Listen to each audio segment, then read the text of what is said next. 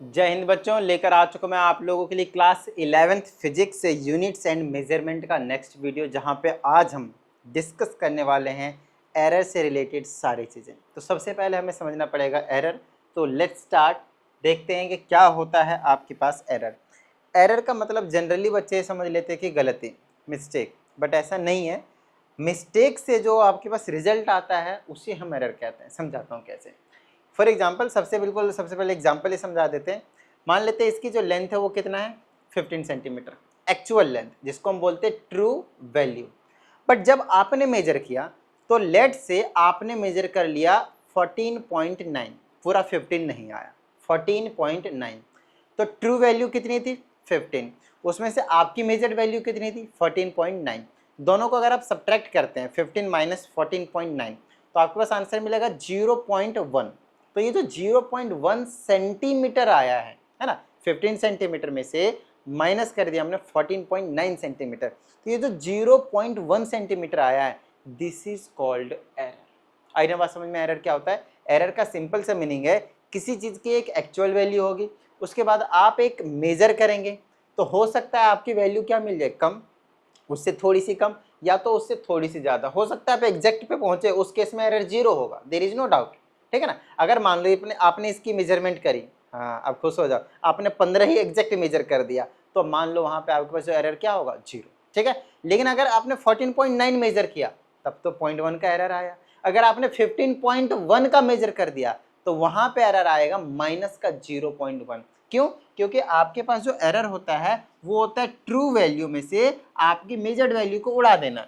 तो true value आपकी 15 centimetre थी, आपने मेजर किया 15.1 सेंटीमीटर, माइनस करेंगे तो 0.1 आएगा, लेकिन माइनस का, तो माइनस का 0.1 एरर आ रहा है। तो अभी इसी एग्जांपल से आपने देख लिया कि जो एरर आएगा वो प्लस का भी हो सकता है, पॉजिटिव का भी हो सकता है, नेगेटिव का भी हो सकता है, और अगर आपने ट्रू वैल्यू के एग्जैक्ट मेजरमेंट निकाल दिया तो उस केस में एरर 0 भी हो सकता है। लेकिन एक चीज का ध्यान रखना है, अगर 15 सेंटीमीटर है तो कोई इतना बड़ा बेवकूफ नहीं होगा कि उसको 10 मेजर करेगा, 5 मेजर करेगा। इसका मतलब समझ रहे हैं कि जो एरर होगा वो बहुत ही ज्यादा छोटी सी क्वांटिटी होगी, very small quantity. Got it? आओ तो फटाफट डेफिनेशन पढ़ लेते हैं। अब डेफिनेशन का कहना है भाई, the error in a measurement, किसी भी मेजरमेंट में जो एरर होता है that is equal to difference between the true value and the measured value of any quantity. तो सिंपल सी बात है, जो अभी हमने आपको बताया वही चीज है कि किसी भी क्वांटिटी की जब हम मेजरमेंट करते हैं तो उस केस में आपको देखना है कि ट्रू वैल्यू कितनी थी, दी होगी, ज्यादा टेंशन मत लीजिए, या फिर आपके पास जो मेजर्ड वैल्यू वो कितनी होगी। ठीक है। तो आपने डिफरेंस माइनस कर देना। किस में से ध्यान रखना है, ट्रू वैल्यू में से मेजर्ड को माइनस करना है हमेशा, चाहे वो माइनस का है चाहे वो प्लस का है। क्यों? क्योंकि एरर माइनस के भी हो सकते हैं और प्लस के भी हो सकते हैं। आइए आगे की बात करते हैं। एग्जाम्पल हमने आपको बता ही दिया है, और ये भी बता दिया कि ये पॉजिटिव भी हो सकता है, नेगेटिव भी हो सकता है, 0 भी हो सकता है, और साथ ही ये क्या हो सकते हैं, वेरी स्मॉल होंगे, बड़े ही छोटे से एरर होते हैं। ठीक है। नेक्स्ट है अब हमारे पास टाइप्स ऑफ एरर। तो टाइप्स ऑफ एरर क्या होते हैं सर? तो टाइप्स ऑफ एरर में सबसे पहला है सिस्टमेटिक एरर। तो एक एक करके सबके बारे में पढ़ना है। तो मान लेते हैं सिस्टमेटिक एरर क्या, the error which tends to occur in one direction either positive or negative are called systematic error. ठीक है। तो सिस्टमेटिक एरर, देखिए एक चीज बता देता हूँ, सिस्टमेटिक एरर में होता क्या है, आपके पास जो एरर आता है वो वन डायरेक्शनल होता है। वन डायरेक्शनल कैसे होता है सर बताइए? देखिए मैं आपको बताता हूँ। मान लीजिए आप अपने वेट को वेइंग करो, ठीक है, मेजर करो अपने मास को बेसिकली आप मेजर कर रहे हो, और आपका जो मास आया वो आया 50 केजी, लेट से 50 केजी आया। ठीक है। लेकिन हो सकता है आपका जो मास था वो 52 केजी था। मैं समझाता हूँ कैसे। हो सकता है आपका जो तराजू था, आपका जो बैलेंस था, उसमें पहले से माइनस था और आपने उसको सही किया ही नहीं। तो माइनस से 2 किलो माइनस था मान लेते हैं, तो 2 किलो से पहले आप 0 पे आएंगे, उसके बाद आप जाएंगे, इसका मतलब आपका मास कितना था, 52 केजी। देखिए चीज़ों को समझिए। अब जब आप उसको भूल गए हैं 0 पे सेट करना, अपने बैलेंस को आपने 0 पे सेट किया ही नहीं था वैसे था, और हर चीज़ को आप मेजर कर रहे हो, तो हर बार आपका जो वैल्यू आ रहा है, हर बार जो आपका जो मास मेजर होकर आ रहा है वो बिल्कुल मतलब जो डिफरेंस रहेगा वो कांस्टेंट रहेगा। अगर आप देखें तो, और एक ही डायरेक्शन मतलब पॉजिटिव डायरेक्शन में या तो नेगेटिव डायरेक्शन में जा सकता है। ठीक है ना। इस केस में नहीं जाएगा क्योंकि मास से तो आपका पॉजिटिव डायरेक्शन में ही देखने को मिलेगा। ठीक है, इतनी बात ओके। तो वही चीज कहा जाता है कि सिस्टमेटिक एरर हम कब कहेंगे, जब आप किसी भी चीज के मेजरमेंट करेंगे और वन डायरेक्शनल होगा, एक ही साइड जाने वाला होगा। और कांस्टेंट से, जैसे 2 kg था तो हर केस में आप जितना भी मेजर करोगे, लेकिन जितना उसमें नेगेटिव है आपके पास एरर पे, जितना जीरो सेट नहीं हो तो उससे पहले जितना माइनस दिखा रहा था उससे ज़्यादा वैल्यू होनी चाहिए। तो हर केस में आपके पास एक कांस्टेंट डिफरेंस देखने को मिलेगा, ठीक है, और वन डायरेक्शनल होगा। इसका सोर्स क्या होता है सर? तो इसका सोर्स आपको देखने को मिलेगा इंस्ट्रूमेंटल एरर, जैसा अभी हमने आपको बताया। हो सकता है आपके पास जो इंस्ट्रूमेंट है, हो सकता है आपके पास जो इंस्ट्रूमेंट है उसमें पहले से कुछ एरर हो गई है ना। अगली चीज इम्परफेक्शन इन एक्सपेरिमेंटल टेक्निक, हो सकता है आप जो टेक्निक यूज कर रहे हैं वो गलत हो भाई, मेजर करने का तरीका। नेक्स्ट है पर्सनल एरर, आपकी वजह से कुछ एरर हो सकते हैं, सेट करना भूल गए जीरो पे। Errors due to external cause, external cause का मतलब हो सकता है अगर कोई ऐसी चीजें मेजर करने में जो एक्सटर्नल कॉज की वजह से, हवा चल रही है उसकी वजह से दिक्कत हो रही है ना, टेम्परेचर बढ़ गया तो उसकी वजह से कोई दिक्कत हो रही है, तो उस टाइप के मेजरमेंट के केस में इसको हम कहते हैं एक्सटर्नल एरर्स। हाँ, अपने मास को मेजर कर रहे होगा तब तो इसका कोई ज़्यादा कुछ फर्क नहीं पड़ेगा, समझ में आ रही है ना बात। लेकिन जब आप छोटी छोटी चीज़ों के मेजरमेंट लेते हैं उस केस में आपके पास इन चीज़ों का फर्क पड़ता है। इसलिए अगर कभी आप लोगों ने केमिस्ट्री लैब अगर आप गए होगे कभी, तो आपको पता चलेगा कि वहाँ पे क्या होता है, जो वेइंग मशीन होती है वो बिल्कुल एक फ्रेम बना होता है, बॉक्स टाइप का, उसके अंदर रखा जाता है ताकि हवा भी ना जाए, एयर भी ना जाए और उसको हिला ना सके थोड़ा सा, क्योंकि वहाँ पे हमारी मेजरमेंट होती है 2 ग्राम, 5 ग्राम, 7 ग्राम, 8 ग्राम, 1 ग्राम।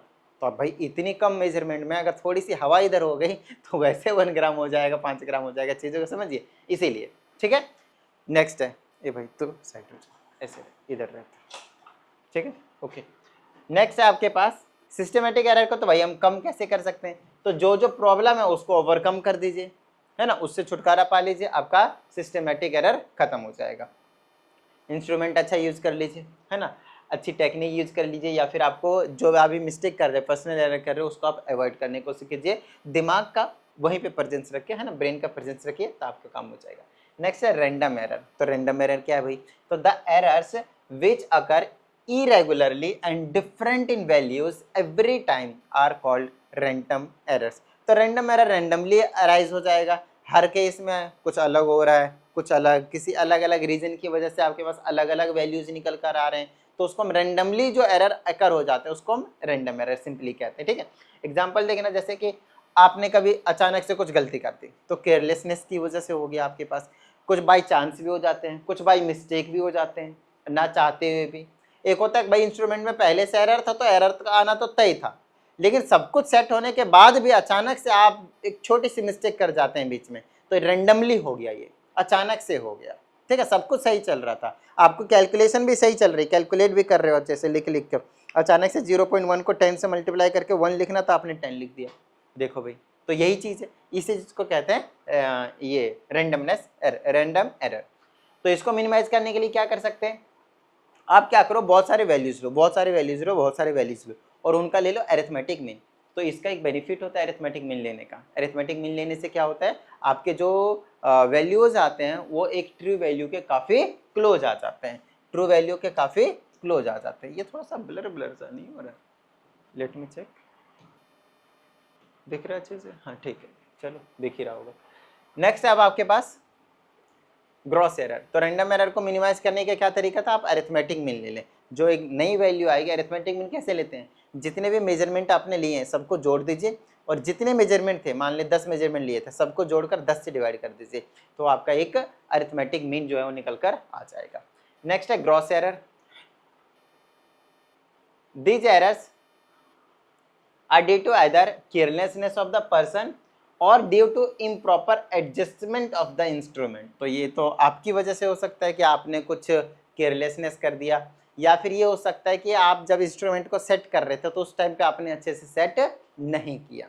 ठीक है, एग्जाम्पल है, इसको मिनिमाइज करने का तरीका वही रहेगा कि भैया आपका मेंटली वहाँ पे प्रेजेंस रहना बहुत ज़्यादा जरूरी रहेगा, आपका प्रॉपर वहाँ पे जो दिमाग है वो वहीं पे रहना चाहिए, दिमाग में 50 तरह की चीज़ें नहीं चलानी जिस टाइम पे आप वो चीज़ें कर रहे होंगे। तो अरिथमेटिक मीन हमने आपको अभी जस्ट समझाया, फिर से देख लीजिए यहाँ पे क्या होता है अरिथमेटिक मीन। अभी बेसिक चीज़ें चल रही हैं, फिर हम आ जाएंगे कॉम्बिनेशन ऑफ एरर्स पे, और वो कहीं ना कहीं बहुत ज़्यादा इम्पॉर्टेंट है। ठीक है, अच्छा अब देखिए अरिथमेटिक मीन क्या होता है। मान लेते हैं कि आपने बहुत सारे मेजरमेंट्स लिए, जैसे कि A1 A2 2 4 5 7 ऐसे करके वैल्यूज समझ सकते हैं AN तक, बहुत सारे वैल्यूज लिया आपने। उसके बाद AM को मैं इसका अरिथमेटिक मीन कहूंगा, और अरिथमेटिक मीन निकालने का सिंपल सा तरीका है, सारे वैल्यूज को जोड़ दीजिए और उसको डिवाइड कर दीजिए कितने से, जितने वैल्यूज थे AN तक गए थे तो N से डिवाइड कर दीजिए, ठीक है। A10 तक जाएंगे तो 10 से डिवाइड कर दीजिए, A20 तक जाएंगे तो 20 से डिवाइड कर दीजिए, जितने आपके पास वैल्यूज थे मेजर्ड वैल्यू उतना ही से आप क्या करेंगे, डिवाइड करेंगे ऐड करने के बाद। इसका जनरल फॉर्मूला कुछ इस तरीके से होता है लिखने का।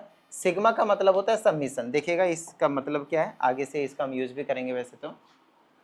इसका मतलब होता है सबमिशन। सबमिशन किसका कर रहे हैं, ए आई का। अब आई पे कंडीशन लगा दिया, आई की वैल्यू 1 से लेकर आई की वैल्यू कहाँ तक है, एन से एन तक। इसका मतलब ये है कि एक बार आप 1 लोगे आई के जगह पे तो A1 हो जाएगा, और सबमिशन का मतलब बीच में प्लस, फिर आई के जगह पे आप कितना लोगे 2 तो A2 हो जाएगा, फिर सबमिशन का मतलब प्लस, ऐसे करके फिर A3 लोगे फिर प्लस, ऐसे करते करते कहाँ तक जा रहा है, आई की वैल्यू n तक, तो आई के जगह पे n रखोगे, डिवाइडेड बाय में देखो n कर रखा। अरे यही तो था अरिथमेटिक मीन, अभी ऊपर यही तो लिखा हुआ था, देख लीजिए अच्छे से। क्लियर है, डन है। चलिए नेक्स्ट है अब आपके पास एब्सोल्यूट एरर क्या होते हैं भाई। अरिथमेटिक मीन निकालना आ गया होगा, अब एब्सोल्यूट एरर का मतलब समझते हैं।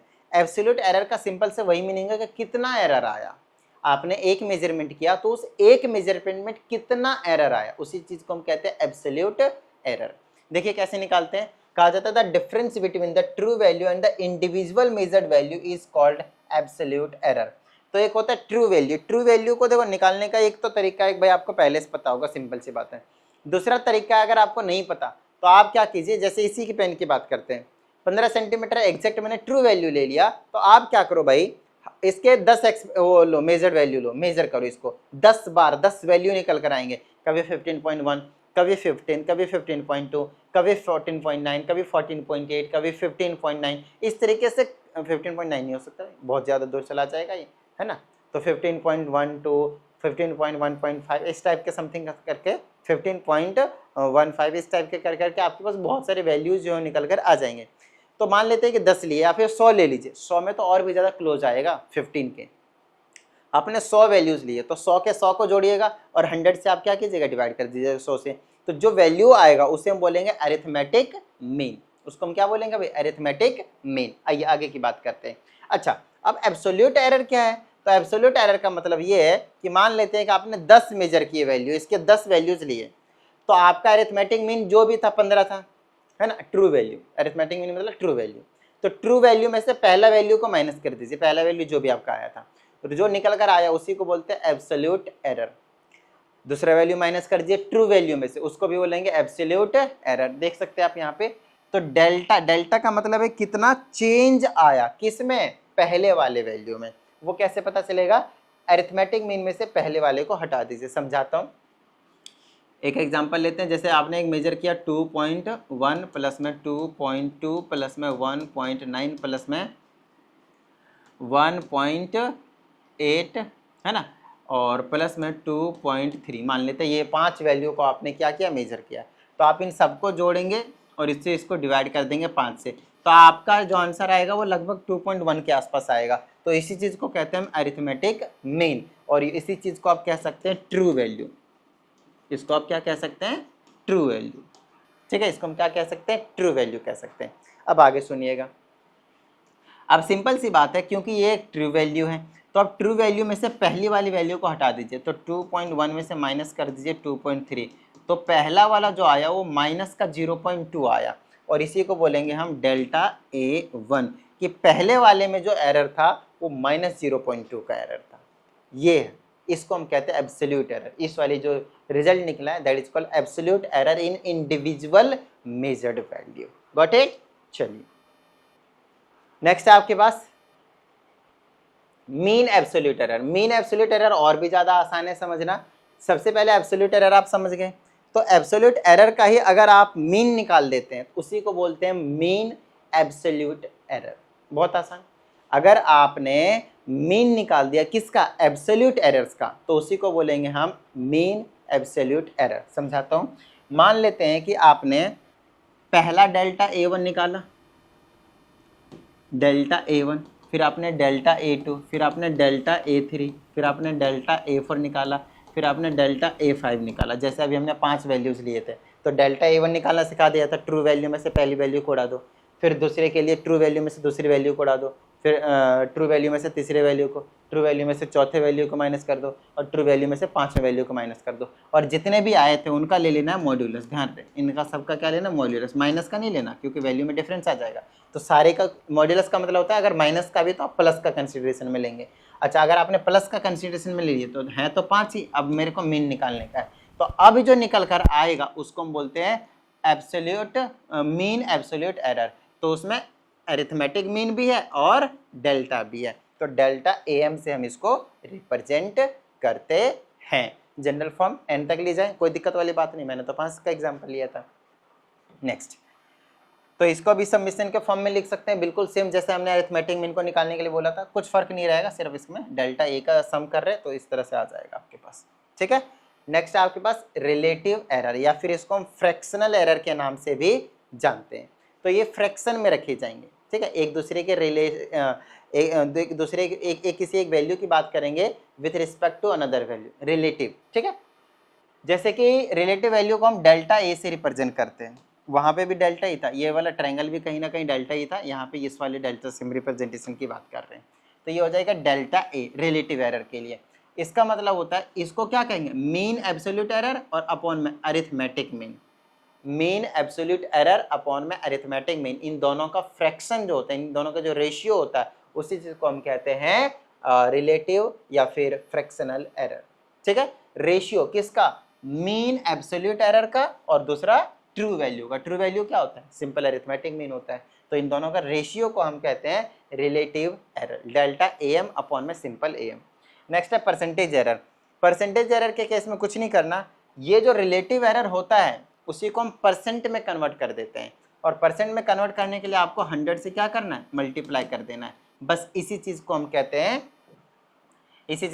हैं परसेंटेज एरर। ये देखो, the relative error is expressed in percentage, तो जितना भी रिलेटिव एरर था डेल्टा A, उसको आप इंटू कर दीजिए 100% से, तो आपके पास परसेंटेज एरर आ जाएगा, या फिर आप सिंपली उसको कह सकते हैं ये क्या नाम है, परसेंटेज एरर ही है, और दूसरा नाम तो इसका खैर है नहीं, रिलेटिव एरर हो गया, और वो आ जाएगा आपके पास परसेंटेज एरर, क्योंकि आपने उसको क्या कर दिया है, परसेंट में कन्वर्ट कर दिया है। आई होप आपको ये चीज़ें क्लियर हो गई होंगी। ठीक है ना, और अब बारी आती है हमारे पास कॉम्बिनेशन ऑफ एरर्स की। इसमें कहीं ना कहीं सारी चीज़ें मैथमेटिकली है, तो इसको मैं आपको करके दिखाता हूँ, क्योंकि यहाँ पे आपको पहले से लिखा हुआ है कैलकुलेशन वाली चीज़ें, तो आपको अच्छे से मज़ा नहीं आएगा समझ में, तो चलिए आपको मैं करके दिखा देता हूँ। ठीक है, तो अब हम बात कर लेते हैं कॉम्बिनेशन ऑफ एरर की। देखिए, कॉम्बिनेशन ऑफ एरर का सिंपल सा मीनिंग है, जब आप कैलकुलेशन करते हैं तो एरर जो है वो बढ़ जाता है। अब बोलेंगे सर कैसे बढ़ जाता है, तो अभी हम आपको समझा देंगे, उसकी टेंशन मत लीजिए। तो एक एक करके समझेंगे, क्योंकि एरर जो है आपके पास, कॉम्बिनेशन ऑफ एरर में आपके पास 5 चीज़ें हैं। पहला है एरर इन सम, दूसरा है एरर इन डिफरेंस, तीसरा है एरर इन प्रोडक्ट, चौथा है एरर इन डिवीजन, और पांचवा है एरर इन एक्सपोनेंट पावर। तो ये 5 चीज़ें आपको डिस्कस करना है, उसके बाद ये जो एरर वाला पोर्शन है वो ख़त्म हो जाएगा। अच्छा, ये चीज़ें करने के बाद आपका जो कॉन्सेप्ट है वो 70, 80, 60% तक क्लियर होगा, लेकिन बाकी जो रिमेनिंग है वो 20, 30, 40%, ये सारे के सारे आपका क्लियर होगा जब आप करेंगे न्यूमेरिकल्स। ठीक है, तो वो हम आपको करवाएंगे, पहले एक बार थ्योरी वाला पोर्शन में ख़त्म करवा दूं, फिर हम उसी चीज़ पे हम आगे चले जाएंगे।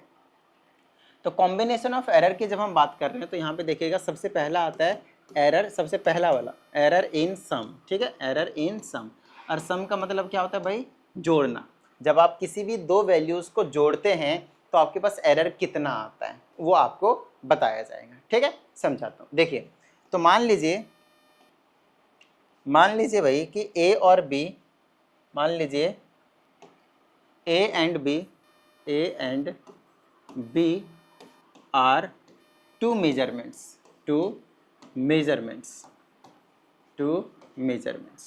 ठीक है, ओके। अब ये जो 2 मेजरमेंट्स हैं, क्या आप ये कह सकते हैं कि इन दोनों में कुछ ना कुछ इनके खुद के एरर्स होंगे। ठीक है, and delta A and delta B are errors in it.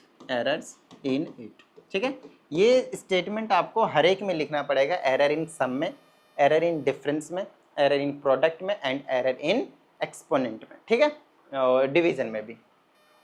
तो ए है, बी है, आपके पास दो मेजरमेंट लिए, जैसे कि आपने इसकी लेंथ को मेजर किया तो आपके एक 15.1 लिया, एक 15.2 लिया, आपने दो मेजरमेंट लिए।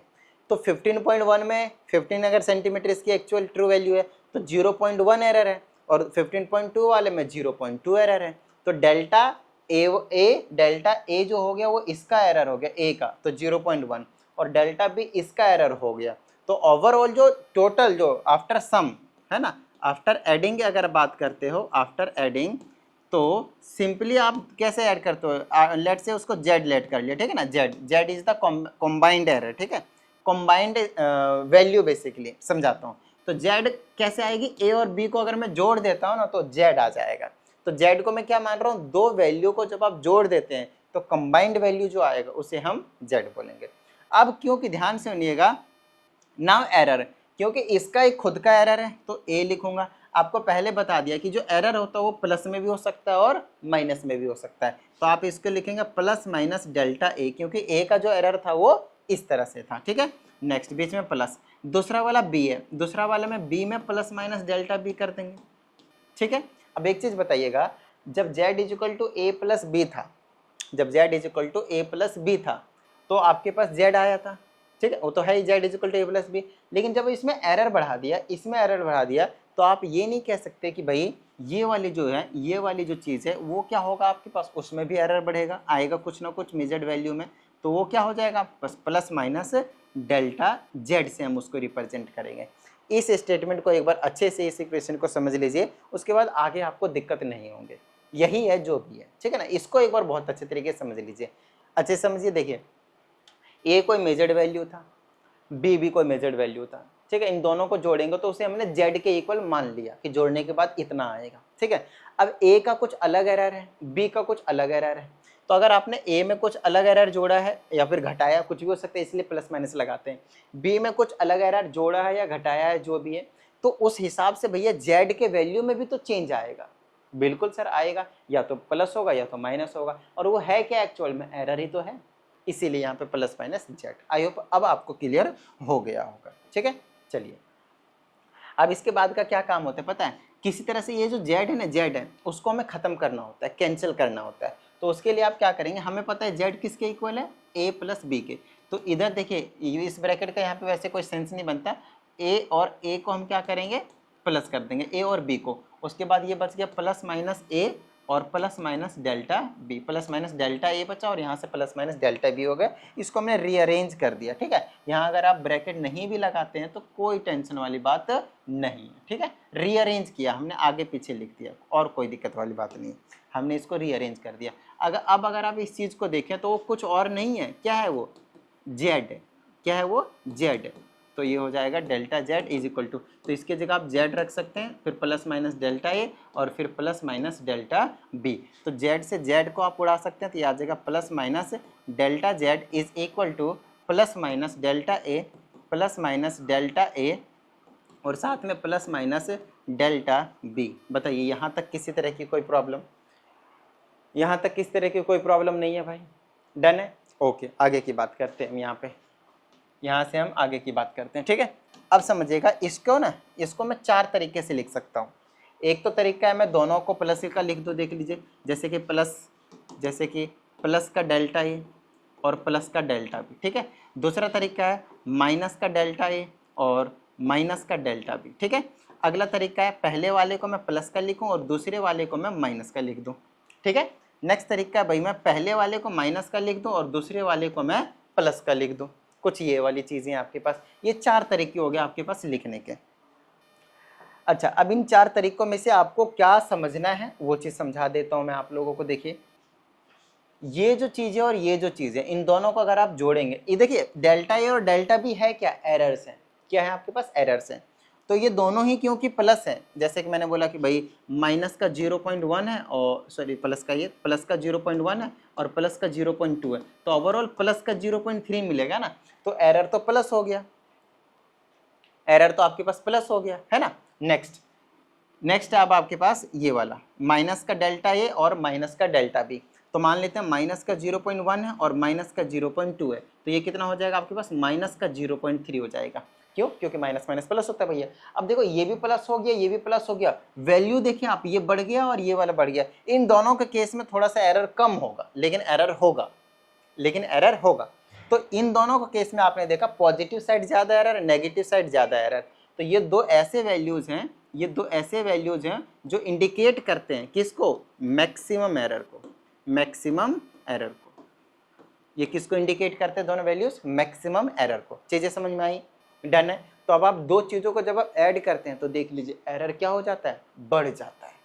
एरर क्या हो जाता है, बढ़ जाता है। ठीक है, चलिए आई होप आपको ये समझ में आया होगा कि एरर इन कॉम्बिनेशन के क्या रिजल्ट है और उसको हम क्या लिख सकते हैं। इस तरह से लिखते हैं हम एरर इन कॉम्बिनेशन को, सम को, एरर इन सम को।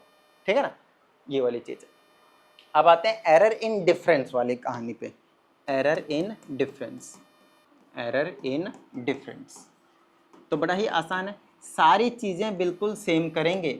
जैसे पहला वैल्यू a माना, दूसरा वैल्यू b माना, तो z इज इक्वल टू क्या हो जाएगा, a माइनस का b। Next z is equal to, अगर मैं a में कुछ प्लस माइनस कर देता हूँ इसी का ही एरर, ठीक है, और उसी तरह से माइनस कर देता हूँ b में उसी तरह से कुछ ना कुछ एरर, तो यहाँ से अरे b plus minus delta b, ठीक है ना। ए का एरर डेल्टा, ये जो प्लस में किया वही सारे सेम है और रिजल्ट भी सेम आने वाला आपके पास, कुछ अलग नहीं होगा, तो ज़्यादा टेंशन मत लीजिएगा। तो भैया जेड में भी कुछ ना कुछ चेंजेस आएंगे, तो क्या चेंज आएंगे, तो Z plus minus delta Z आ जाएगा। ठीक है, तो चलो फिर से हमें कुछ ना कुछ कैंसिल करना है। किसको कैंसिल करना है, तो इस जेड को। जेड की वैल्यू क्या है आपके पास, a माइनस बी, तो अपने को a माइनस बी लाना पड़ेगा। तो इसको मैं क्या करता हूँ, a plus minus delta a, ये माइनस दोनों का साइन चेंज करेगा तो ये माइनस का b बनाएगा और ये माइनस का और ये प्लस का बन जाएगा। खैर इससे कुछ फर्क नहीं पड़ेगा, आप इसे प्लस माइनस b लिख सकते हैं। नेक्स्ट आप इस a को और b को एक जगह लिख सकते हैं, a माइनस बी, फिर प्लस माइनस डेल्टा a और माइनस प्लस डेल्टा b लिख सकते हैं।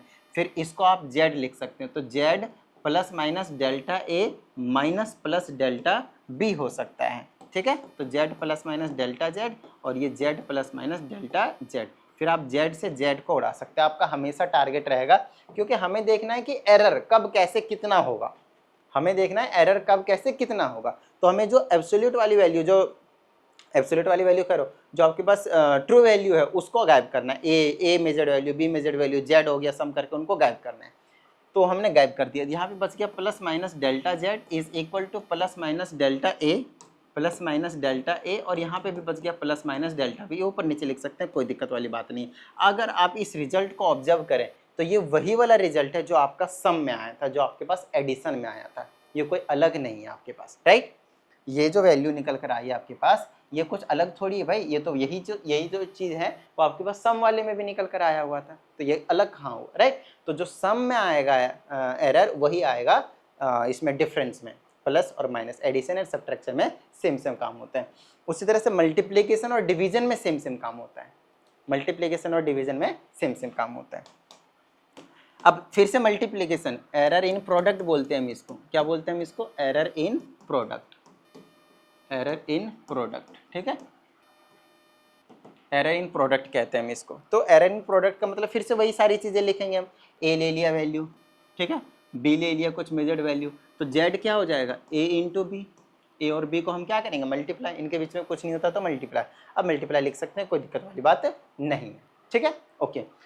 तो जेड इज इक्वल टू क्या हो गया, ए इंटू बी। अब फिर से वही वाली कहानी, तो ए में अगर मैंने कुछ एरर ले आया भाई, प्लस माइनस डेल्टा ए, तो बी में भी कुछ ना कुछ एरर आ जाएगा, प्लस माइनस डेल्टा बी। यहाँ से जेड में भी कुछ ना कुछ प्लस माइनस डेल्टा जेड आ जाएगा। देखिए सारी चीज़ें वही कर रहा हूँ, कुछ अलग नहीं। अब बात आती है हमें ए और बी को एक साथ लाना है ताकि मैं उसे जेड लिख सकूँ। देखिए जेड की वैल्यू ए इंटू बी है, जेड की वैल्यू क्या आपके पास, ए इंटू बी है। अगर मैं जेड को किसी तरह से ए और बी को एक साथ ले आऊँ तो उसको जेड लिखूंगा, फिर जेड से जेड आपके पास कैंसिल हो जाएगा, ठीक है। उससे पहले उसको लाने के लिए हमें क्या करना पड़ेगा, हमें इसको मल्टीप्लाई करना पड़ेगा। तो ए से क्या करना है, दोनों को मल्टीप्लाई करना पड़ेगा। ए से बी को मल्टीप्लाई करूंगा तो मेरे पास आ जाएगा ए इंटू में बी, ठीक है। अब ए से इसको लिखूंगा तो प्लस माइनस लगा लेंगे और ए डेल्टा बी, ए डेल्टा बी, ठीक है। उसके बाद अब इससे दोनों को करेंगे तो आ जाएगा प्लस माइनस का बी डेल्टा ए, और फिर जब इसे इसको करेंगे तो आ जाएगा प्लस माइनस का डेल्टा ए इंटू में डेल्टा बी। अच्छे से समझिएगा, इसको मल्टीप्लाई, ये वही वाला मल्टीप्लाई है जो आप छोटी क्लासों में करते थे, जैसे x+2 is equal to x-5, ठीक है। आप x उठाते थे, दोनों से मल्टीप्लाई कर देते तो ये हो जाता है x² माइनस का 5x, फिर 2 उठाते थे, दोनों से करते थे तो 2x माइनस का 10, ये वही वाली चीज़ है, कुछ अलग नहीं है, ठीक है। चलिए, अगर आपको यहाँ तक समझ में आ गया फिर तो कोई टेंशन वाली बात ही नहीं, भैया हो गया ये भी हमारे पास, ठीक है। देखिए अब इसमें हम कैसे करेंगे, अब ये तो कहीं ना कहीं जेड है भाई, तो जेड तो हमारे पास गायब हो जाएगा, जेड तो हमारे पास गायब हो जाएगा। लेकिन एक चीज़ और ध्यान दें, क्या इसमें से ए गायब होगा? नहीं। क्या इसमें से बी गायब होगा? नहीं। तो कैसे गायब करें? चलो उसके लिए एक छोटा सा ट्रिक बताता हूँ मैं आपको। उससे पहले आप एक काम करें, बड़ा प्यारा सा काम है, जिस वाली चीज़ को जीरो बना दें। हे बोलेगा सर ये क्या बात होती है, अब तो कुछ भी कर रहे हो। नहीं, मैं कुछ भी नहीं कर रहा हूँ, चीज़ों को समझिएगा। क्या आपने कभी सुना है कि जो एरर है वो हमेशा वेरी स्मॉल होता है, बहुत छोटा होता है? भैया ये तो आपने सबसे पहले बता दिए थे सर। तो लो भैया, ये बहुत छोटा होता है और कहीं ना कहीं डेसिमल में होता है। तो मान लेते हैं ये 0.1 है, ठीक है, और इसको मल्टीप्लाई कर रहे हैं इससे, जिसको मान लिया मैंने 0.2 है, तो ये कितना आ जाएगा? 0.02 आ जाएगा। लो भाई, अब देखिएगा ये इससे भी छोटा है ये वाली वैल्यू, और ये वाली क्या, इससे भी छोटा है। तो हो क्या रहा है, आप चीज़ों को समझिए। अगर ये स्मॉलर वैल्यू है और ये भी स्मॉलर वैल्यू है, अगर आप दो छोटे वैल्यूज़ को, डेसिमल वाले वैल्यूज़ को मल्टीप्लाई करते हैं, तो मल्टीप्लाई होने के बाद वो जो दोनों होते हैं आपके पास और भी ज़्यादा छोटी वैल्यू दे देते हैं, वो और भी ज़्यादा आपके पास छोटी वैल्यू दे देते हैं। जैसे कि मान लेते हैं 0.5 मल्टीप्लाई 0.5, 0.5 का मतलब तो हाफ होता है, आधा होता है। तो इससे इसको जब मल्टीप्लाई करेंगे तो 0.25 आ जाएगा, जो कि हाफ से भी छोटा है। देखिए हाफ का भी हाफ है, ये वाली वैल्यू क्या, हाफ का भी हाफ है, 1/4 है ये, है ना। तो और भी ज़्यादा छोटी वैल्यू मिलती है जब आप क्या करते हैं, डेसिमल वाले वैल्यूज़ को मल्टीप्लाई करते हैं, ठीक है। इसीलिए हमने क्या कर दिया, इसको इग्नोर कर दिया, इसको हम क्या कर रहे हैं, नेग्लेक्ट कर रहे हैं। Why? Because it is almost equal to 0, क्योंकि बहुत ज़्यादा छोटी वैल्यू, बहुत ज़्यादा छोटी वैल्यू मतलब 0 के इक्वल आ जाएगी, ठीक है ना। चलिए अब हमारे पास जो बचा है वो ये वाली चीज़ बची है, z plus minus delta Z is equal to a into b plus minus a delta b और plus minus b delta a, ठीक है। ये चीज़ बची है अब हमारे पास। अब बात आती है कि सर हमें तो ए बी को गायब करना, तो साथ में जेड को भी गायब करना था, हमें सिर्फ एरर वाले पोर्शन रखने थे, डेल्टा ए डेल्टा बी, बस ये रखने थे, और डेल्टा जेड बेसिकली। तो ये वाले हम रखे तो रखे कैसे? हमें तो यहाँ पे दिख रहा है कि यहाँ से तो मैं गायब कर दूंगा, जेड से ए बी को यहाँ पे लिख के जेड काट दूंगा, लेकिन उसके बाद का क्या, उसके बाद तो कुछ होने से रहा। हाँ, उसके बाद का भी एक काम है, इसको आप जेड लिखकर काट दें। पहले दो तरीके करने के, आप आपको जैसा मतलब सही लगता है आप वैसा करें, कोई दिक्कत वाली बात नहीं है, क्योंकि अभी तक मैंने आपको जेड लिखवा कर काटा है तो कटवा दिया। चलो तो ये आ जाएगा plus minus delta Z is equal to plus minus a delta b और फिर आ जाएगा plus minus b delta a, ठीक है। यहाँ तक तो मेरे हिसाब से किसी भी तरह की कोई प्रॉब्लम नहीं होनी चाहिए। ओके, अब फिर से यार हमें तो इसको गायब करना है ना मेरे भाई, इस वाले को हमें गायब करना है, इस वाले को ऊपर से यहाँ से गायब करना है। तो इसके लिए आप क्या करेंगे पता है, दोनों तरफ ना जेड से डिवाइड कर दीजिए। ये काम आप यहाँ पे भी कर सकते थे पहले ही, सेम रिजल्ट आएगा, कुछ टेंशन नहीं। दोनों तरफ आप जेड से डिवाइड कर दीजिए इस तरह से।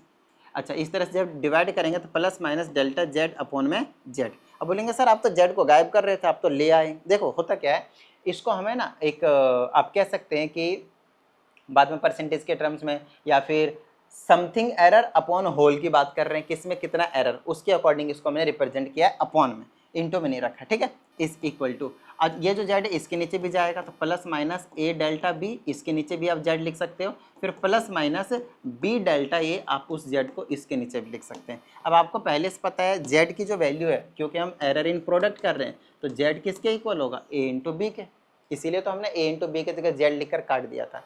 अच्छा, इधर आप जेड का जेड ही रखेंगे, इसके जगह ए इंटू बी नहीं लिखेंगे, ठीक है ना। अच्छा, यहाँ पे आप क्या करेंगे, जेड के जगह पे ए इंटू बी लिखेंगे, क्यों, क्योंकि यहाँ से हमारे पास ये जो ए है वो उड़ेगा, ठीक है ना, प्लस माइनस, और यहाँ से आप लिखेंगे B plus minus delta A, और यहाँ पे लिखेंगे ए इंटू बी, यहाँ पे बी से बी को उड़ाएंगे, ठीक है।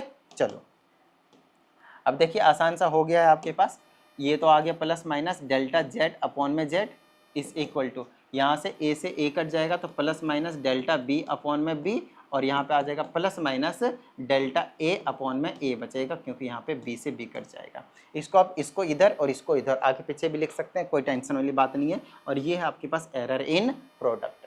इनका हम यूज़ जब न्यूमेरिकल में करेंगे तब आपको असली इनका जो मतलब है, जो चीज़ें हैं वो अच्छे से क्लियर होंगे। अभी तो बस थियोरेटिकल वाला पार्ट चल रहा है, अभी कैलकुलेशन चल रही है इनकी, है ना।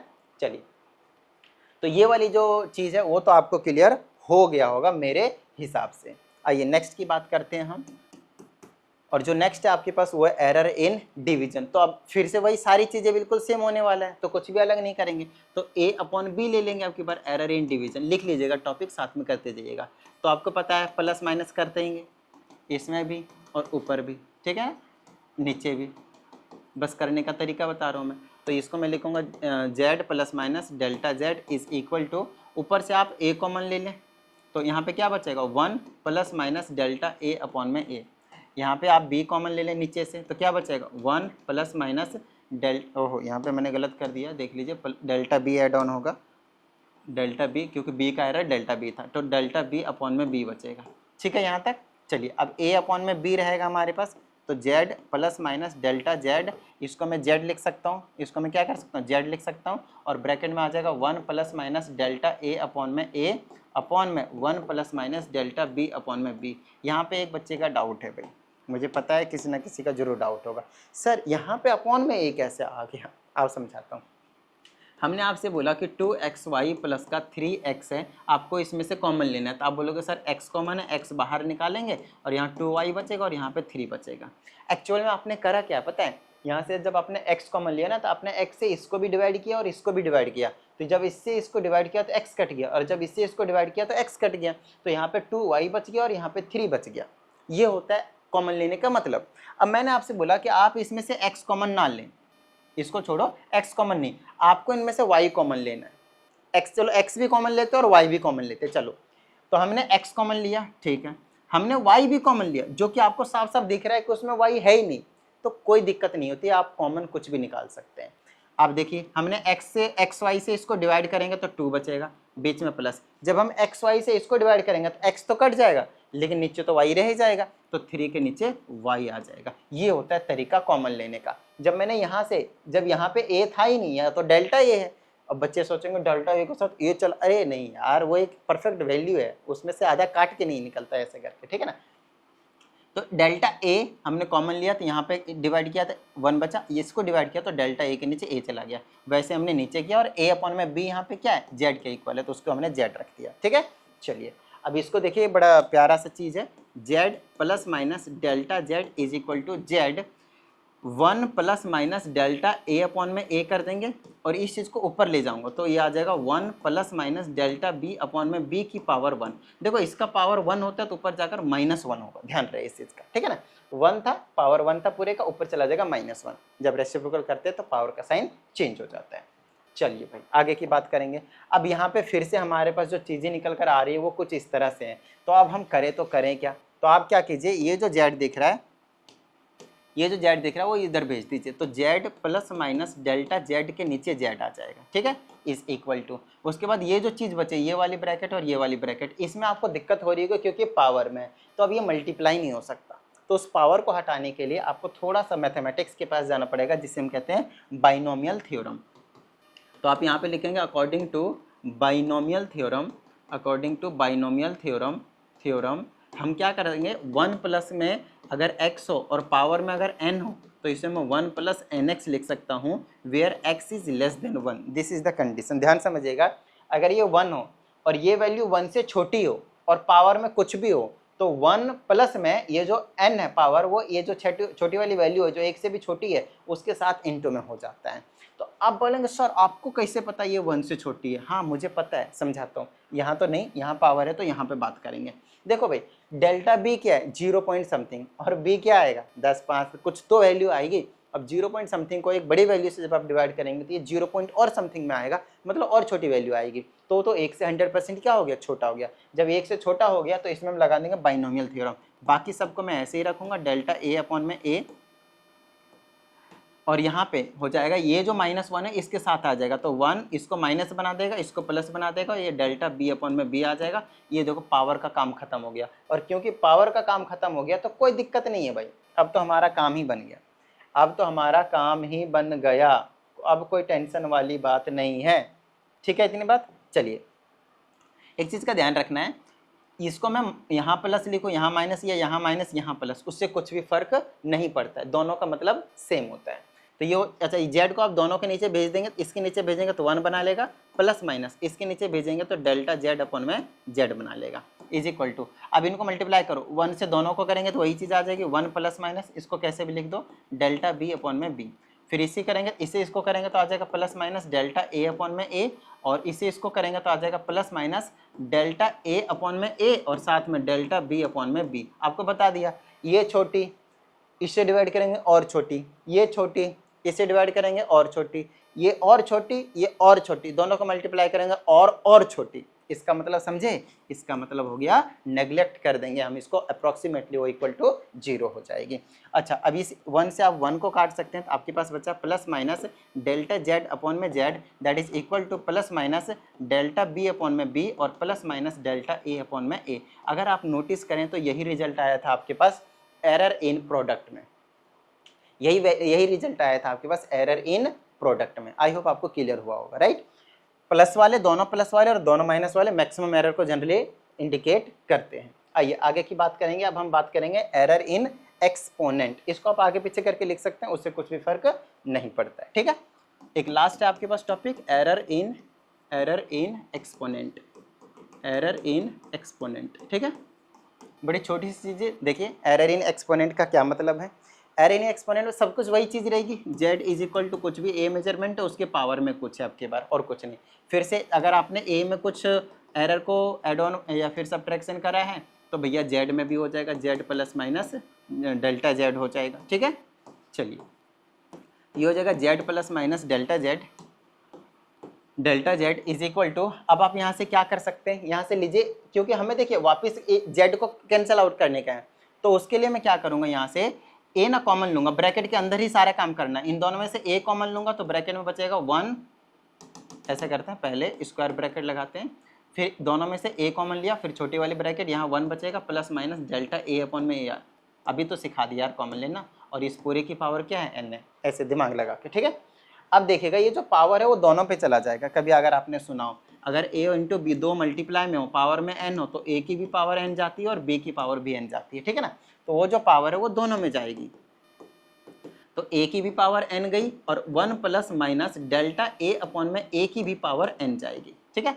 अब ये जो a की पावर n है वो कुछ और नहीं है, क्या है, z। बोलिए हाँ या नहीं, बिल्कुल सही बात सर, मज़ा आ गया सर। चलो तो इधर आ जाएगा z plus minus delta z। आओ आगे की बात करते हैं, ये जो z है डिवाइड में भेज दो, मल्टीप्लाई में है तो z प्लस माइनस, जैसे कि अभी डिवाइड वाले में भेजा था हमने, ये आ जाएगा 1 plus minus delta a upon में a की पावर n, ठीक है। यहाँ तक डन है। चलो भाई नेक्स्ट, ये अगर करूँगा तो क्या आ जाएगा, दोनों के नीचे जाएगा तो 1 plus minus delta z upon में z बना लेगा। अभी हम डिवाइड वाले में भी यही काम करा था, अभी हमने आपको वो बताया क्या कहते हैं बाइनोमियल थ्योरम के हिसाब से, तो इसको 1 प्लस में nx नहीं लिख सकते, फिर से ये 1 से छोटी वैल्यू होगी, तो इसको मैं 1 plus minus n times delta a upon में a लिख सकते हैं, और 1 से आपके पास 1 जो है वो गायब हो जाएगा, 1 से जो 1 है आपके पास वो गायब हो जाएगा। और अब आप इसको लिख सकते हैं plus minus delta z upon z, that is equal to plus minus n times delta a upon a। बताइए किसी तरह की कोई प्रॉब्लम, किसी तरह की कोई प्रॉब्लम भाई? मेरे हिसाब से तो आप लोगों को कुछ भी प्रॉब्लम यहाँ तक नहीं हुआ होगा। हाँ अब जब हम न्यूमेरिकल करेंगे तब आपको ज़्यादा मज़ा आने वाला है, अभी नहीं, अभी क्योंकि बस ट्रेलर ही दिखाया आप लोगों को, असली चीज़ अभी बाकी है, ठीक है। अच्छा एक और चीज़, अगर आप लोगों को कुछ डाउट आता है तो आप इस व्हाट्सएप नंबर पे अपने डाउट को भेज दें, आपको वीडियो सॉल्यूशन जो है वो देखने को मिल जाएगा। और उसके बाद भी समझ में नहीं आता तो आपको लेनी पड़ेगी पर्सनल ऑनलाइन क्लास, ठीक है ना। अब पर्सनल क्लास में क्या होता है, मैं आपके साथ 1 घंटा बैठूंगा, आपके जितने भी डाउट्स होंगे उसे हम क्लियर करेंगे, but this class will be paid, personal वाली, और वो 100% फ्री रहने वाला है। आपको वीडियो सॉल्यूशन जो मिलने वाला है आपके डाउट्स का, तो कोई दिक्कत नहीं, आप कॉन्टैक्ट करें, आप इंक्वायरी करें, जो आपको समझ में आता है वो करें, कोई टेंशन वाली बात नहीं है। बट हाँ अपने डाउट्स को हमेशा क्लियर करके रखें, चाहे जैसे करें, कहीं से भी करें। ठीक है, चलिए उम्मीद करता हूँ आप सभी को पसंद आया होगा मेरी क्लास, और अगर ऐसा है तो फटाफट यार वीडियो को लाइक कर दीजिए। साथ ही अगर आप इस चैनल पर एक नए स्टूडेंट हैं तो चैनल को सब्सक्राइब करके बेल आइकन को जरूर प्रेस कीजिएगा। चलिए मिलते हैं अगली वीडियो में, प्रैक्टिस करते रहिएगा। जय हिंद।